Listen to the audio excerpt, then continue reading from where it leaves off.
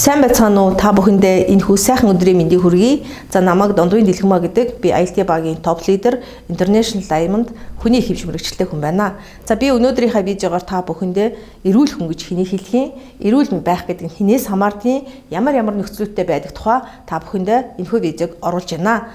За өнөөдөр Дэлхийн эрүүл мэндийн байгууллагаас эрүүл хүн гэж хэнийг тодорхойлох вэ гэдгийг тодорхойлт гаргаж өгсөн байдаг. Тэгэхээр эрүүл байна гэдэг нь зүгээр нэг өвчин эмгэггүй байх бол биш, оюун санаа, нийгэм, сэтгэл зүйн хувьд эрүүл байхыг хэлдэг. Энэ бол маш чухал. Өнөөдөр дэлхийд 7.4 тэрбум хүмүүс амьдарч байгаа. Гэхдээ бүгд цоо эрүүл үү? Бас арай үгүй. Тэгэхээр бидний энэ эрүүл байх гэдэг юм хинээс хамаардаг юм бэ? Юунаас шалтгаалтай юм бэ гэдгийг би та бүхэндээ хэлж өгье. За Дэлхийн эрүүл мэндийн байгууллагаас одоо хүний организмын 100% гэж үзэх юм бол 85% нь танаас өөрөөс чинь эрүүл байх хамаарна гэж үздэг. Тэгвэл 15% нь эрүүл мэндийн байгууллагуудаас хамаардаг.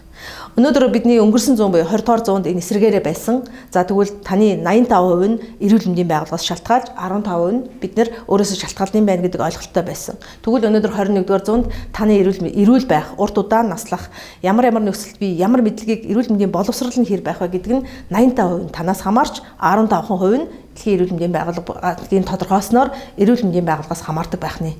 Тэгвэл энийг бид одоо урт удаан наслахын тулд яагаад өвдөхгүй байгаа тухайгаа, ямар өвчнүүд зөнхлөд байгаа тухайгаа, яавал бид урт удаан наслахын тухайгаа энэ тухай дараагийн слайдн дээр ярьж буй. За тэгвэл мөн маш олон судалгаанууд байдаг. Хүн яагаад өвдөд байна вэ? Ямар өвчнөр илүү өвдөд байна вэ? Яагаад эрүүл байж болохгүй байна гэдэг шалтгааныг судлахын тулд ямархуу эмгэггүй илүү их одоо тулгарч байгаа тухай судалгаан дээр харахад зүрх судасны эмгэг нийтдээ дэлхийн нийт хүн амд маш их өндөр хувийг эзэлж байгаа. За хоёрдугаарт нь болохоор эд эрхтний өөрчлөлтийн эмгэг. Бидний ярьж байснаар хавдрууд, янз бүрийн эд эрхтний өөрчлөлтүүд байдаг. За гуравдугаарт нь бол хоол уусруулах эрхтэн системийн эмгэгүүд байна. За дөрөвдүгээрх нь амьсгалын замын эрхтэн системүүдийн эмгэгүүд байна. Тавдугаарх нь мэдрэлийн тогтолцооны эмгэгүүд байдаг. Тэгэхээр бид ингээд харахаар зэрэг бид өөрсдийнхээ эрүүл мэндийн боловсролоос болон өөрөөсөө хамаарсан энэ их өвчлөлүүдийг бий болгож байна гэсэн үг. За тэгвэл эрүүл байх ямар нөхцлүүд байдیں۔ Бид яавал эрүүл байх юм гэдгийг танд хэлж өгье. За нэгдүгээрт нь эрүүл зөв хооллолт байдаг. Хүн хоолгүйгээр байж чадахгүй. Бидний эрүүл байх үндэсний 70% нь хоолттой холбоотой байдаг.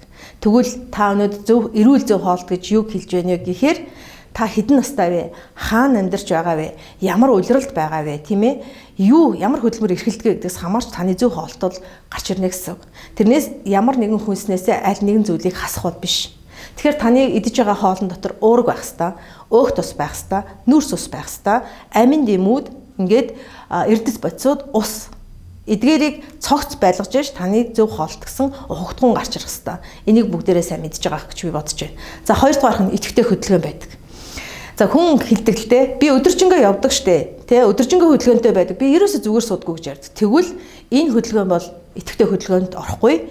30-аас дээш минут болж байгаа. За алхалт фитнест явдаг ч гэдэг юм уу, йога хийх ч гэдэг юм уу, ямар нэгэн идэвхтэй таны одоо өдөрч авч байгаа энергиэс илүү гарсан шатлтыг дэмждэг ийм хөдөлгөөн бол таны идэвхтэй хөдөлгөөнд ордог. Энийг бол нийтийн биеийн тамир байж болж байна. Мэдээж спорт сонирхогчд бол арай өөр төвшөнд хийдэг тийм ээ. За энэ бол маш чухал. За гурав дахь нь стрессгүй байх.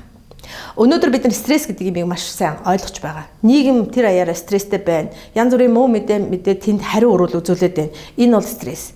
Тэгвэл та стрессгүй байх нь таны бие махбод эрүүл байхад маш чухал нөхцөл болдог гэдгийг ойлгох хэрэгтэй. Стресс өртөж болно. Та тэрийг маш амархан биеэсээ гаргадаг байх хэрэгтэй.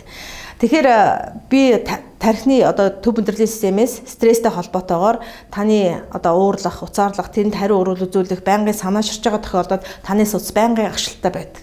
Тэгэхээр агшаад ирсэн судас тархины төв мэдрэлийн тогтолцоог одоо сусан хангамжуул мууддаг учраас танаас асралын гормон ялгархгүй арай өөр төвчний гормон ялгардаг байх нь. Ингээд таны бие махбодыг мууддаг бас нэг хүчин зүйл байдаг байх нь. Тийм учраас та стрессгүй байх хэрэгтэй.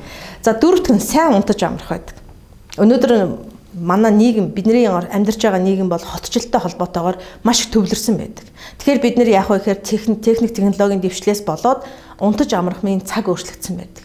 Яг өдшийн 22 цагаас шөнийн одоо 0 цаг 2 цаг хүртэл таны дархлаа тогтолцоо маш сайн идэвхтэй ажиллаж эхэлдэг. Яг энэ үед унтахгүй бол та бас л эрүүл мэндээр асуудалтай болно гэсэн үг. Тийм учраас хүүхдүүдийг ялангуяа сүр насныхан маш сайн унтаж амрах хэрэгтэй. За 5 дахь нь дархлаа тогтолцоо байдаг. Өнөөдөр үндсэн дөрвөн нөхцөлүүдийг бид нар мэддэг боловч тэрийг бол гарын доор өөрөөр хэлбэл эрүүл мэндийн мэдлэг боловсролыг дээшлүүлснээр та зохицуулж болно. Тэгвэл дархлаа тогтолцоогоо яг хүчтэй байлгах вэ? Энэ бол маш чухал асуудал. Ингээд би дараагийнхаа видеогоор та бүхэн дархлаа тогтолцооны тухай, дархлаа гэж юу юм бэ гэх тухай та бүхэндээ ярих болно. Дараагийн видеогоор уулзцаая.